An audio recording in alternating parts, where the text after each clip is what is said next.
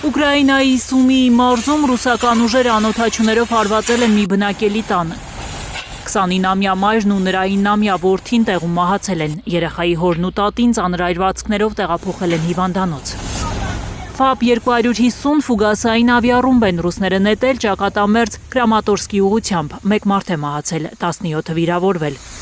Բազմաբնակարան շենքի ուղղությամբ են հարվածները եղել։ 10 հարկանի մի շենքի աստիճաններ փլուզվել են։ Ուկրաինայի իշխանությունները կոչ են արել Դոնեցկի մարզի բնակիչներին ինքնուրույն տարհանվել։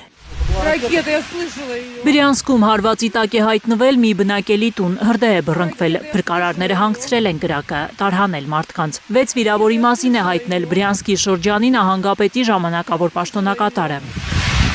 Ռուսաստանի պաշտպանության նախարարությունը հայտնել է մեկ գիշերում ավելի քան 500 ուկրաինական անօդաչու խոցելու մասին Դաշնության 18 շրջաններում։ Ռուսաստանի հակաօդային պաշտպանությունը կանխել է Մոսկվայի ուղղությամբ թռչող 12 անօդաչուի հարձակումը։ Մի քանի անօդաչու սարք հարձակվել է Տվերի մարզում Վայլդբերիսի պահեստի վրա։ Բարեբախտաբար աշխատողները չեն տուժել, վնասվել է շենքի պատը։ Հրդեհ է բռնկվել Լենինգրադի մարզի Ուստ-Լուգա նավահանգստում ուկրաինական անօդաչուների զանգվածային հարձակման հետևանքով։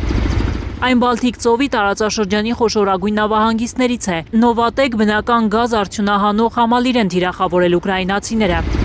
Այնտեղից օրական 700,000 բարել նավթ են արդյունահանում։